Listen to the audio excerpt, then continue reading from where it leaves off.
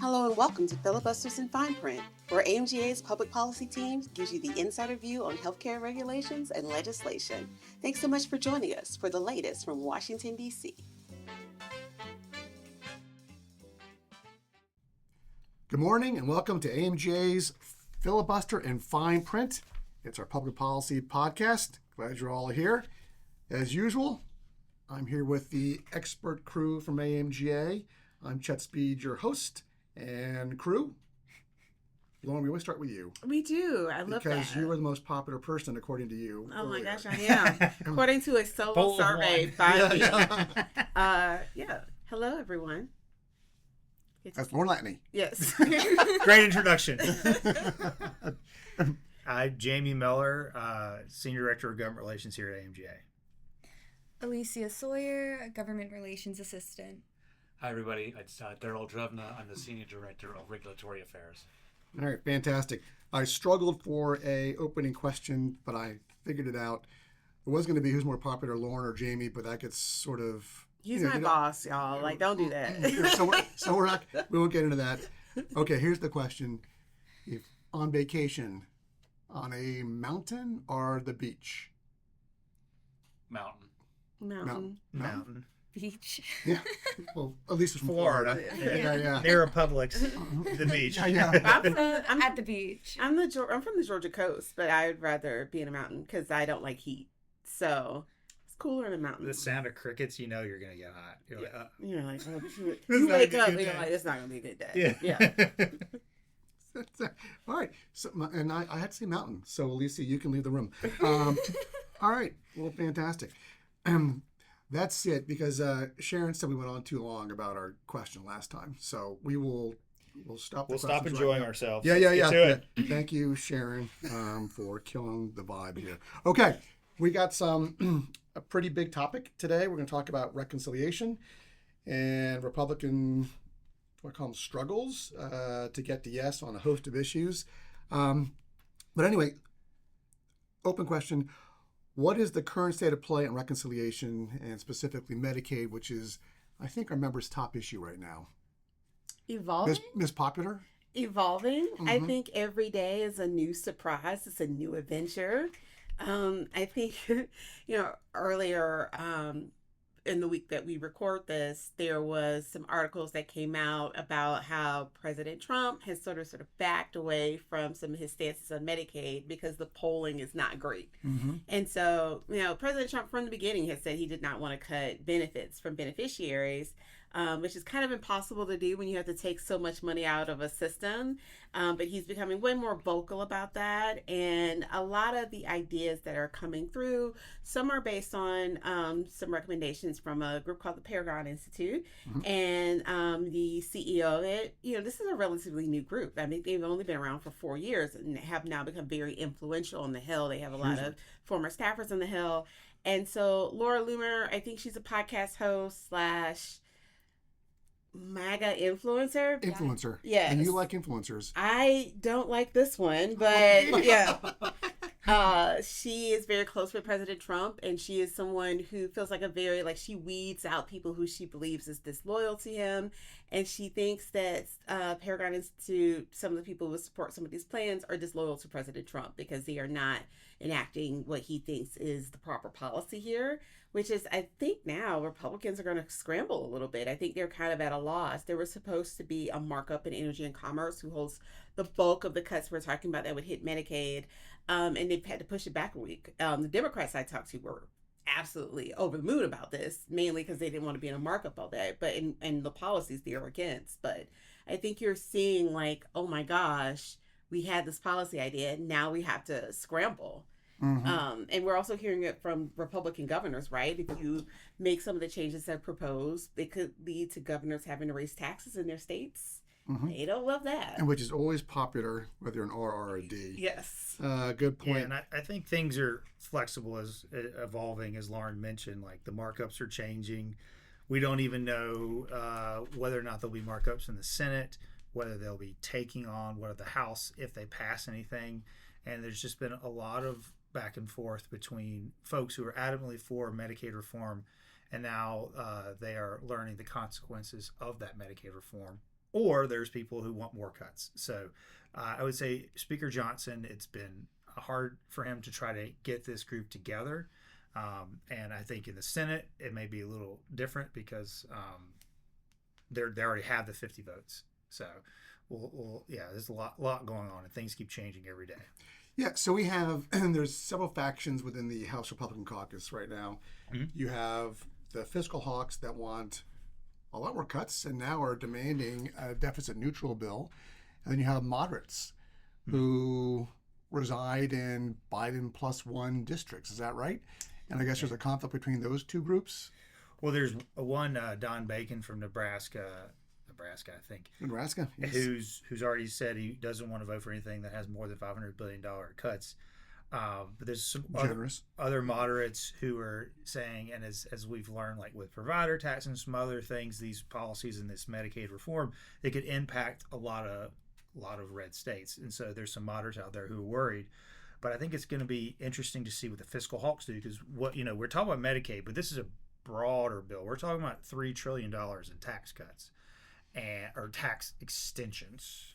4.5. 4.5. I do believe, and that's just the 2017 taxes. So the fiscal hawks don't want that. I mean, they don't like taxes cuts or whatever, but they want that being paid for. Mm-hmm. And right now, like the Medicaid reform is anywhere between 500 to 880 billion. So there's a lot to be taken. There's other things like with salt taxes and some other things that there's going to be some extreme conservatives who can't do this, and also the moderates who, like you said, are worried about re-election. They're also worried about the economy, and they're worried about the doll debate, whether you can get $1 or $3 at from Santa Claus this year.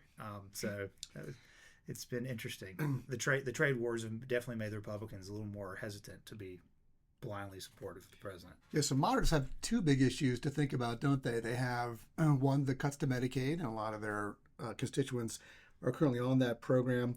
And secondly, they also have the SALT issue. Mm-hmm. That's sort of the tax that only affects fairly well-off folks, but these moderates tend to have both in their district, and they want to preserve Medicaid, but also get rid of the SALT tax, which also impacts Maryland, so I'm all for it. But that is a tough one. And then the fiscal hawks are saying absolutely not to anything. Is that about right? Or you know what it kind of reminds me of? It kind of reminds me of where centrist Dems, blue dog Dems were at during the ACA debate.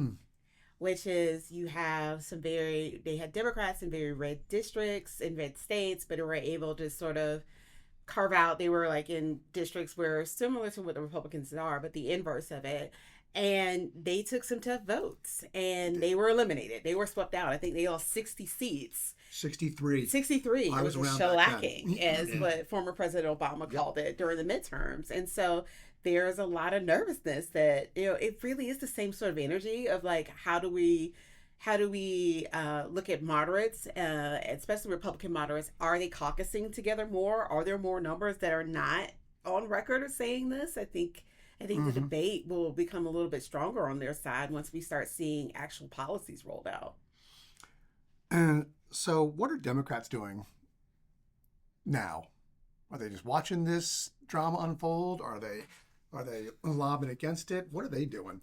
And Jamie is literally moving away from the mic, and we all look to Lauren. Democrats are doing exactly what they did when they need speaker votes. They are staying silent. Of course, they're never going to support a bill like this, but they certainly are saying, you guys figure it out. I think the messaging that you guys are creating, and by messaging and you guys, I mean Republicans, it's speaking for themselves. They really haven't had to say much. I mean, I think the court of public opinion, these polls are saying, oh, we actually like Medicaid. We don't want these cuts. And so Democrats are very much like, we're cheering for people who are in opposition on the sidelines. But we actually now have to take this lead. We can focus more on the economy, which is, I think, what they have really been wanting to do for the entire year. Okay, makes sense. So the Democrats are not egging people on to get involved in this.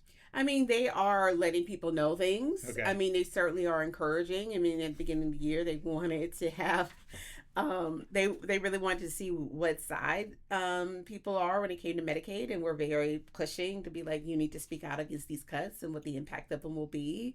But we're seeing what the potential impact of these will be. And I think Democrats are kind of like, okay, the messaging speaks for itself. We don't have to push this as much because, like, watching the Republicans play out this in public, they're like, oh, this is the best reality TV series we can watch right now.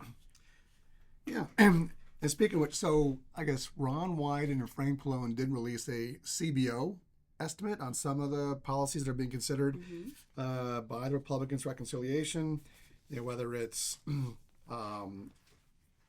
putting per capita caps on the expansion population, fighter taxes, and you mentioned the facts speak for themselves. There's a lot of reduction in Medicaid coverage to these things, and I guess the Dems will just let the CBO report speak for itself. Is that? They were happy to release that CBO report. They were happy to share that with other people and say, amplify it on your socials and things like that. But I think we already kind of knew, right, that some of these cuts were going to have deep impacts on beneficiary access and to states. And I think the CBO report, and I'm sorry because the numbers aren't at the top of my head right now, definitely sort of indicate that this is going to have a financial impact on states that are red, mostly, when you think about it. Indeed. I just want to add that Congressional Budget Office is a nonpartisan organization within Congress, and they are considered an authority on things. It's not a right wing or left wing group. So when this information came out, it was definitely considered fact. Okay.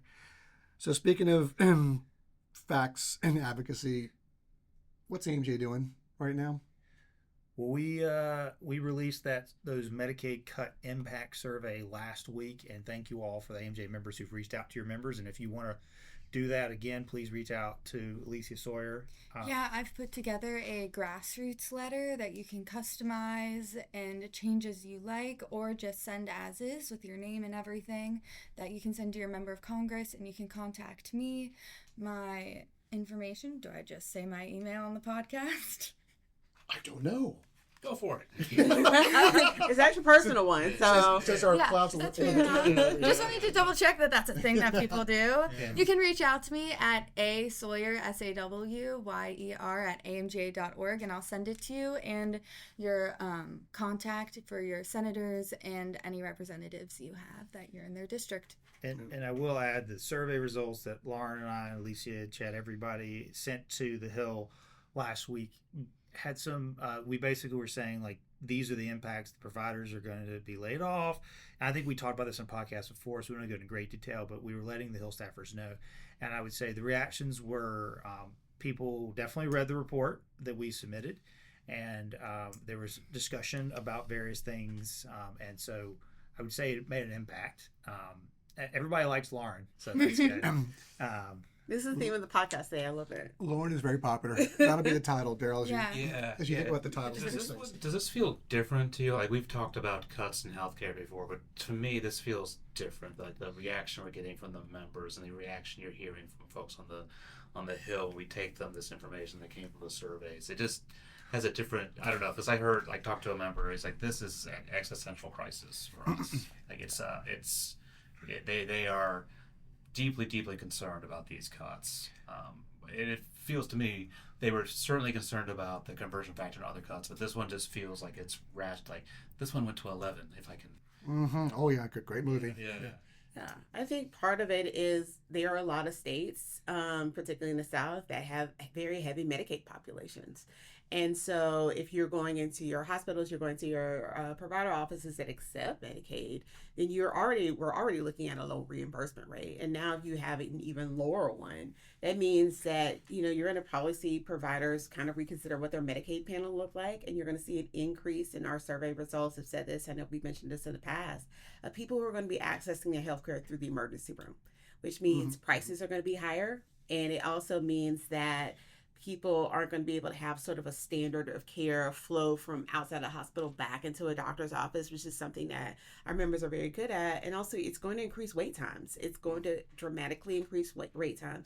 And it's also going to probably close down a lot of rural areas, which means that people will not have access to care at all, which is certainly not something that our members would like to see, considering chronic illness, all of these things that are attached with not having access to health care.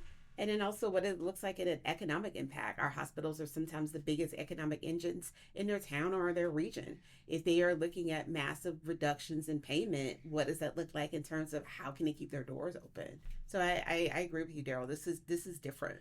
I'll say on the Hill perspective, Daryl, Medicare cuts, telehealth, payment parity surveys we've done before. It's like Medicare, patient. But now we're dealing with Medicaid, which has the state aspect, and there's like multiple discussions, especially Republicans, of like, well, if you cut at the federal level, it's not going to impact patients because there's assumptions that maybe the states will raise taxes or violate their constitutional amendments for budget neutrality. It's not budget neutrality. I'm thinking balanced budget. And there's a lot of, so the Republicans are saying, well, this is going to be taken care of. Don't you worry. So there's more ambiguity than just Medicare, I think. And so we've had a lot of discussions, helpful, thoughtful conversations about the impact. And I think usually when I go to the Hill, people don't question what we say about the impact, but now there's debate about the impact, which is very different. Yeah, Daryl, so that's a great question. And because whenever we talked about entitlement reform, you're talking, 10, 20 billion in cuts. So right now, there's some conversations that $500 billion of cuts already, quote unquote, baked in. So yeah, the numbers are astronomical, and they're numbers that no one's really dealt with before. And that's, I think, why our members are so worried about the discussions on the Hill, because these are numbers that we've never seen before. And these are numbers that are going to happen automatically as well. So imagine being a CFO trying to plan for 2026 when you have these cuts looming over you, potential cuts looming over you. So I think that's why, I think you said one of the members called it existential. I think that's why they're thinking that way, because the size of the cut is beyond anything we've seen before. So I think what you pointed out, Chad, is so true. I think one of the things that's kind of surprised me is some of the reactions of the Hill of being like, oh my gosh, like you can't make these assumptions. It's like, well, if you run a large hospital system, you very much have to make assumptions that these cuts might go through, because like you're fiscally planning for next year and the years after that. Mm-hmm. I joke, it's like this is not like you're checking your phone in the bathroom to make sure you have enough money to pay for dinner. These are large cuts.